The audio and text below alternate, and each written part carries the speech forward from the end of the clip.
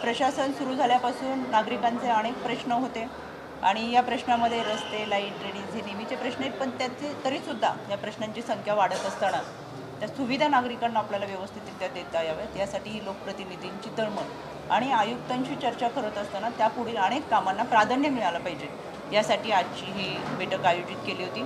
यामध्ये आमच्या लोकप्रतिनिधींनी, काही सोसायटीधारक या ठिकाणी आहेत, काही संघटनेचे पदाधिकारी आहेत, या सगळ्यांनी त्यांचे प्रश्न मांडले। वाढतं नागरीकरण, वस्तीकरण आणि त्यांना हवे असलेल्या सुविधा देत असताना समाविष्ट गावांचा देखील काही प्रश्न आहे तो मार्गी लागावा यासाठी बजेटची तरतूद असावी आणि नागरिकांच्या वतीने हे सगळे प्रश्न मांडण्यात आले। मला खात्री आणि तितकाच विश्वास आहे की अशा पद्धतीची चर्चा लोकप्रतिनिधी, अधिकारी आणि या सगळ्यांच्यामध्ये आपल्याला समन्वय साधत असताना चर्चा जर झाली तर चर्चेच्या माध्यमातून प्रश्न मार्गी लागण्यासाठी मदत होते आणि अतिशय सकारात्मक अशी आजची बैठक पार पडली। या बैठकीमध्ये जे प्रश्न मांडण्यात आले ते प्राधान्यक्रमाने सोडवले जातील असं सांगण्यात आलं। मी पुण्याचे पालकमंत्री, राज्याचे उपमुख्यमंत्री आदरणीय अजितदादा यांना मनापासून धन्यवाद देईन। त्यांच्या मार्गदर्शनाखाली आजची ही बैठक पार पडली। विभागीय अधिवेशन सुरू होते। पुण्यातले 6 महत्त्वाचे प्रकल्प आहेत।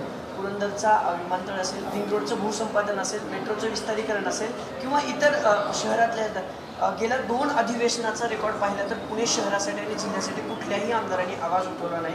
तुमचा पक्ष सत्तेत आहेत, दादा उपमुख्यमंत्री आहेत, एक सेपरेट बैठक यासाठी लावणार आहात का पुण्यातील, शहरातील आणि जिल्ह्यातील प्रश्नासाठी? गेले काही दिवसापूर्वीच दादांनी सर्व लोकप्रतिनिधींची आयुक्तांबरोबर बैठक लावली होती आणि त्याच्यामध्ये प्राधान्यक्रमाने हे सगळे विषय मांडलेले आहेत। खरं तर नागरिकांचे प्रश्न सुटावे, पुण्याचा विकास व्हावा, महाराष्ट्राचा विकास व्हावा हे धोरण ठरवूनच दादांनी जो निर्णय घेतला त्या निर्णयासमवेत आम्ही सगळे आलेलो।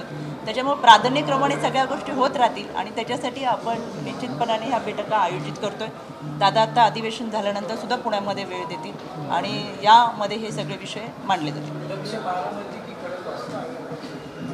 असं नाही, मी गेली 18-19 वर्ष मतदारसंघामधून काम करते। सुरुवातीला खडकवासला महिला अध्यक्ष म्हणून संघटनेतून काम केलेलं आहे आणि तेव्हापासून प्रश्न मांडते। त्यावेळेस लक्ष वगैरे असं काही विषय नव्हता आणि माझ्याबरोबर सगळे लोकप्रतिनिधी बसलेले आहेत। त्यावेळेस ज्या मतदार त्यांना मतदान करतो त्यावेळेस ते त्या मतदाराचे प्रश्न सोडवण्यासाठी बांधील असतात आणि म्हणून या सगळ्यांना बरोबर घेऊन मतदारसंघाचे जे काही प्रश्न आहेत ते मांडले जावेत। अजिबात असं काही नाही आहे दादा, तयारी वगैरे नाही। माझे लोकप्रतिनिधी सोबत असताना लोकसंख्या मोठ्या प्रमाणात वाढलेली, त्यांचे प्रश्न सुटले पाहिजेत, प्राधान्यक्रमाने त्या प्रश्नांना आपल्याला न्याय देता आला पाहिजे यासाठी ही बैठक आयोजित केली आणि ही पहिली बैठक नाही आहे। माझ्या सिंहगड रोड क्षेत्रीय कार्यालयामध्ये प्रत्येक महिन्याला मी बैठक घेते आणि ते प्रश्न वॉर्ड स्तरावर सुटतात, पण मुख्य शाखेकडचे जे विषय ज्याच्यासाठी मोठ्या बजेटची तरतूद आहे असे विषय आम्ही मुख्य शाखेकडे म्हणजे आयुक्तांकडे घेऊन आलो। चर्चा ही होत राहतात, चर्चांना आपण किती मी राज्य महिला आयोगाचे अध्यक्ष या नात्याने काम करते आणि मी देखील ज्या प्रभागामध्ये राहते, सिंहगड रोड भागामध्ये राहते, तिथले देखील प्रश्न आज मांडतात। मग अगदी स्मशानभूमीपासूनचे प्रश्न आहेत, पाण्याचे प्रश्न आहेत, कचऱ्याचे, ड्रेनेजचे, ते मांडता आले पाहिजेत। महाराष्ट्रामध्ये जात असताना आपण ज्या भागामध्ये राहतो त्या भागातले प्रश्न जर सुटले नसतील तर इतर ठिकाणी जाऊन आवाज उठवण्यात फारसा अर्थ राहत नाही। म्हणून प्राधान्यक्रम महिलांच्या आणि मुलींच्या सुरक्षितेचे प्रश्न आम्ही मांडलेले आहेत, शाळा कॉलेजचे प्रश्न मांडलेले आहेत। त्याच्यामुळे हे विषय आणि त्यांचे प्रश्न सुटले पाहिजे याला आपण प्राधान्य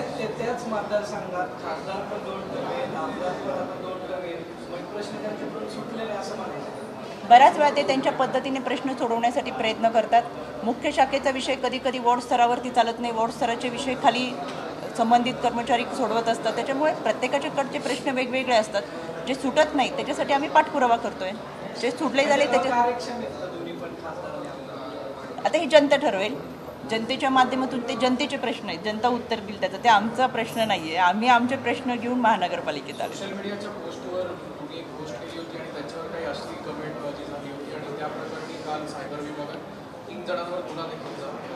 काय नेमका हा सगळा प्रकार? आपण पाहतोय सगळेजण, माझ्यासमोर महिला पत्रकारसुद्धा बसले, त्यांनासुद्धा अनेक वेळा अशा गोष्टींना सामोरं जावं लागतं आणि दिवसेंदिवस महिलांवरती अश्लील पोस्ट करणं, कॉमेंट करणं, डीपफेकच्या माध्यमातून त्यांची एक समाजामधली प्रतिमा मलिन करणं, अशा पद्धतीचे प्रकार दिवसेंदिवस वाढतात।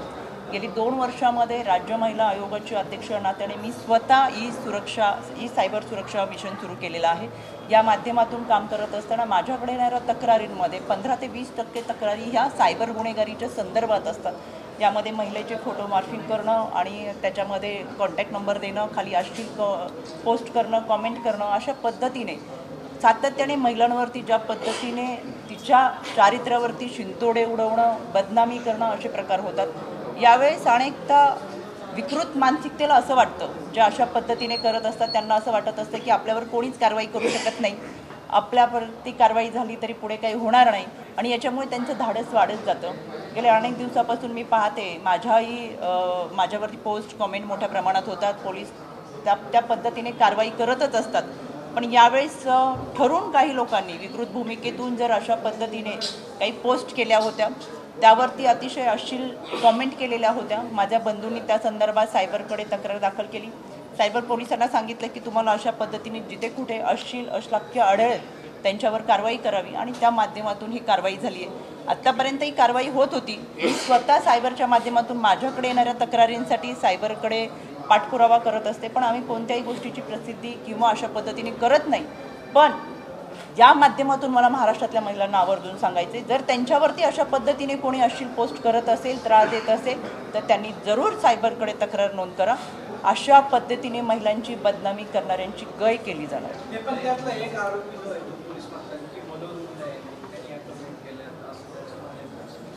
मला असं वाटतं पोलिसांनी ज्या अर्थी गुन्हे दाखल केलेले आहेत त्या अर्थी पोलिसांकडे त्याचे पुरावे असतील. त्याच्यामुळे या संदर्भात स्वतंत्र पोलिसांनी पत्रकार परिषद घेऊन त्यांच्याकडे जो काही तपास आला त्याच्या संदर्भात आपल्याला माहिती दिलेली आहे. म्हणून याला वेगळ्या पद्धतीचं वळण देण्याचं गरज नाही. आणि मला असं वाटतं की आपण पोस्ट केली तरी आपल्यावरती गुन्हा दाखल होऊ नये असं जर त्यांना वाटत असेल तर हे चुकीचं आहे. त्यामध्ये मला आश्चर्य एका गोष्टीचं वाटतं, राजकारणामध्ये इतक्या वर्षानुवर्ष काम करत असताना विचारांची लढाई विचारांनी लढतो, तत्त्वाची लढाई तत्त्वाची लढतो, पण एखाद्याच्या महिलेच्या बाबत जर खालच्या पातळीवर जाऊन जर कोणी टीका करत असेल तर इथून पुढे सहन केली जाणार. प्रत्येक पोस्ट केली जाते, कॉमेंट केली जाते.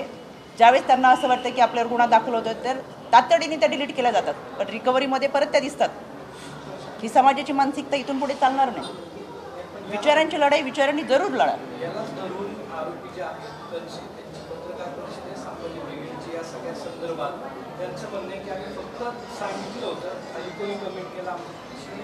आणि ते असं म्हणतात की तुम्ही तुमच्या पदाचा गैरवापर करता, हा मुख्य आरोप आहे. जर माझ्यावरती अश्लील कॉमेंट केले गेले असतील आणि त्याच्या संदर्भात जर तक्रार दाखल झाली असेल तर याच्यामध्ये पदाचा गैरवापर काय येतो? एखाद्या महिलेवरती टीका करून सुद्धा तिने शांत बसावं, ही जर त्यांची मानसिकता असेल तर इथून पुढे असं होणार नाही. नावाची आणि चिन्हाची सुनावणी सुरू आहे. काय वाटतं एकंदरीत? त्या सैनिकांनी म्हणतात की आमची भारतीय ओरिजिनल आहे, चिन्ह आमच्याकडेच राहणार. तुमच्या बाजूने तुम्ही काय? याच्यामध्ये प्रत्येक सुनावणीला मी स्वतः हजर राहिलेले आहे. सुप्रीम कोर्टाच्या खंडपीठाने इथून पाठीमागचा जो काही निकाल दिला त्या अनुषंगाने आम्ही पुढची प्रोसेस केलेली आहे. त्याच्यामुळे आम्हाला विश्वास वाटतो दादांबरोबर जे लोक आले ज्यांनी समर्थन दिलं आणि या सगळ्यांचा हा अहवाल पाहता निर्णय हा सकारात्मक लागेल.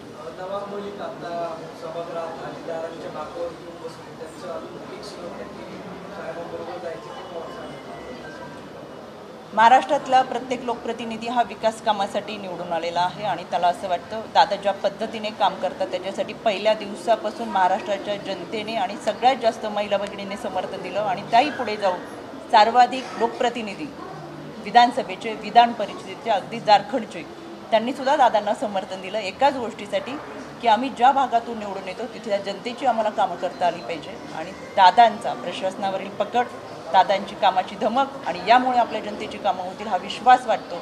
त्याच्यामुळे प्रत्येक लोकप्रतिनिधी हा दादांसोबत आहे.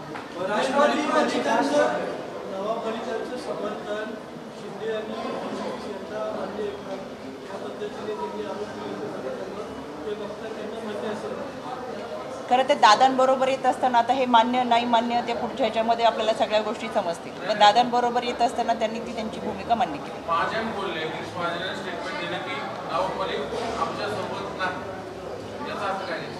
गिरीश महाजन काय बोलले त्याच्यावरती मी बोलणं चुकीचं आहे. त्याचा खुलासा गिरीश महाजन व्यवस्थित तुम्हाला करतील.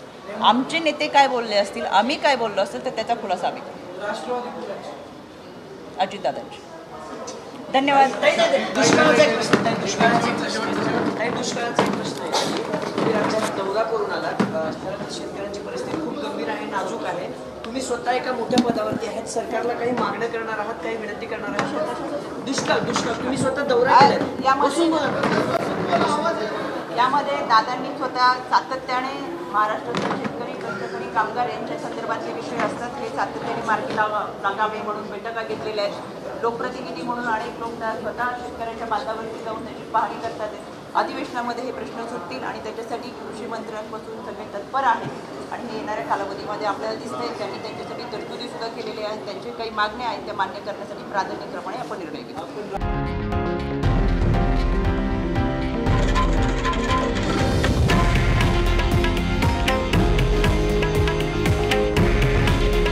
हे आहे देशातील नंबर 1 न्यूज नेटवर्क आणि आपण पाहत आहात TV9 मराठी. काळजी तुमची, हित महाराष्ट्राचं.